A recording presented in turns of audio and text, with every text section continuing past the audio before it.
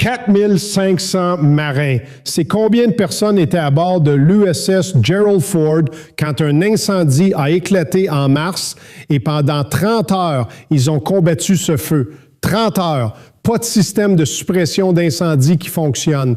Rien que des hommes et des femmes qui refusaient de laisser ce navire couler. Un marin a dit à CNN, et je cite, « C'est soit combattre, soit mourir. » Voilà la réalité de ce qui s'est passé sur le plus grand porte-avions du monde. Mais voici ce que vous devez savoir. Quand l'incendie s'est déclaré, le commandement central américain a dit quelque chose de très spécifique. Pas de dommages à la propulsion. Le porte-avions reste entièrement opérationnel. C'est ce qu'ils ont dit. Sauf que c'était faux, complètement faux.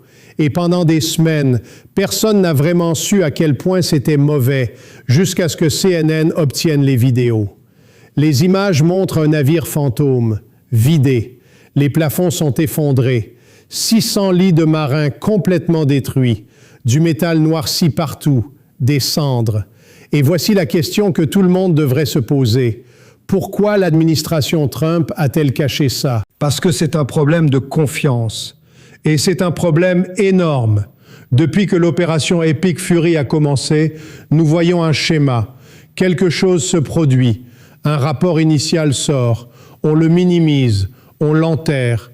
Et puis, semaines plus tard, les journalistes découvrent la vérité. Les réseaux sociaux exposent ce qui s'est réellement passé. Et à ce moment-là, le mensonge initial s'effondre complètement. Sur le Gerald Ford, ce n'était pas juste l'incendie, c'était aussi les toilettes. Oui, les toilettes. Plus de 600 toilettes cassées ou obstruées. Un marin a dit qu'il devait marcher d'un bout du navire à l'autre, d'avant en arrière, juste pour trouver une toilette qui fonctionne. Pendant ce temps, 600 autres marins dormaient par terre, sur le sol, parce qu'il n'y avait plus de lit. Ils venaient de terminer le déploiement le plus long depuis le Vietnam. Plus de 320 jours en mer continue. Et quand ils sont rentrés, ils ont reçu des casques audio bon marché et une cérémonie d'awards de plusieurs heures. Personne ne voulait être là. Ils voulaient rentrer chez eux, voir leur famille. Mais l'administration voulait faire comme si tout allait bien. Maintenant, parlons des pertes. Les chiffres des victimes de ce conflit ont fluctué de façon dramatique. En avril, 480, puis 428, puis 413, maintenant 423. Pourquoi? Parce que le Pentagone change les désignations selon que les blessures sont assez graves ou pas. Si ce n'était pas assez grave, il l'enlève du décompte. Si c'était plus grave, il change le nombre. C'est un jeu de chiffres. Et les familles des militaires ne savent pas ce qui se passe réellement. ABC News a posé des questions. Des journalistes ont creusé. Et maintenant, nous savons que le nombre réel est probablement plus proche de 700, peut-être plus. Mais le Sénat dit 400. Le président dit 400. C'est le même homme qui a dit qu'il y avait seulement quelques commotions cérébrales après l'attaque sur la base d'Ain al-Assad en Irak. Sauf qu'il y avait des lésions cérébrales traumatiques, des lésions graves. Et puis, il y a l'hélicoptère Apache. Trump a dit à la NBA Finals qu'un hélicoptère Apache avait craché et que les pilotes avaient été récupérés. Mais il a dit qu'il avait craché. Il n'a pas dit qu'il avait été abattu. Parce que s'il disait qu'il avait été abattu, ça changeait tout. Ça signifiait une escalade. Ça signifiait que l'ennemi avait la capacité de frapper les hélicoptères américains. Alors quand la vérité a éclaté, oui, il avait été abattu. Une escalade immédiate a suivi dans le détroit d'Ormuz. Voici le schéma. L'instinct initial de la Maison-Blanche est d'enterrer les mauvaises nouvelles. Pas de conférence de presse du Pentagone annonçant les révisions. Pas de transparence. Rien. Juste un silence jusqu'à ce que quelqu'un d'autre découvre la vérité et la crie sur les réseaux sociaux. Rappelez-vous les F-15 abattus par tir ami au Koweït. Ils l'ont nié jusqu'à ce que la vidéo des avions qui tombent circule partout dans le monde. Mais voici ce qui devrait vraiment vous mettre en colère. Il n'y a pas de responsabilité. Zéro. Quand une frappe de Tomahawk tue 160 filles dans une école, personne ne dit rien.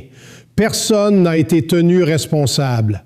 Quand 600 marins se retrouvent à dormir sur le pont, personne ne dit rien. Rien ne se passe. C'est cette mentalité. Quand nous le faisons, c'est juste.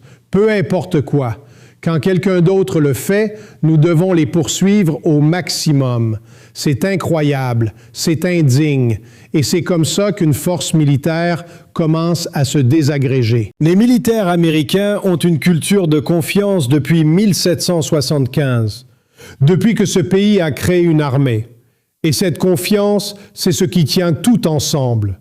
Quand vous commencez à mentir sur les incendies, sur les morts, sur les équipements perdus, vous détruisez cette confiance.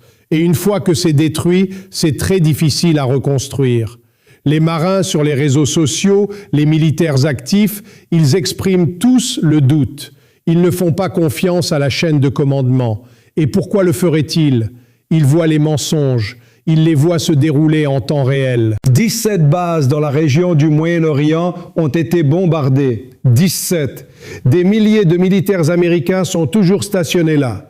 Et leurs familles veulent savoir. Elles veulent savoir ce qui se passe. Elles veulent savoir que si quelque chose arrive à leurs proches, le gouvernement américain sera honnête, qu'il donnera toutes les informations, qu'il prendra soin de ce militaire.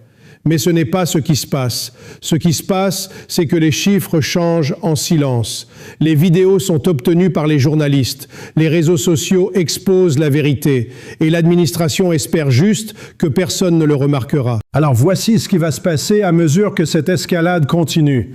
D'abord, vous entendrez une affirmation initiale. Ensuite, vous aurez une révision silencieuse. Pas d'annonce, juste une correction tranquille. Puis, seulement parce que les médias ou les réseaux sociaux ont exposé le mensonge, vous apprendrez ce qui s'est réellement passé. C'est le cycle. Et c'est un cycle qui détruit la confiance chaque fois qu'il se répète. Les familles des militaires méritent mieux. Les marins qui dormaient sur le sol du Gerald Ford méritaient mieux. Et les citoyens américains méritent une administration qui dit la vérité sur ce qui se passe réellement dans ces opérations militaires.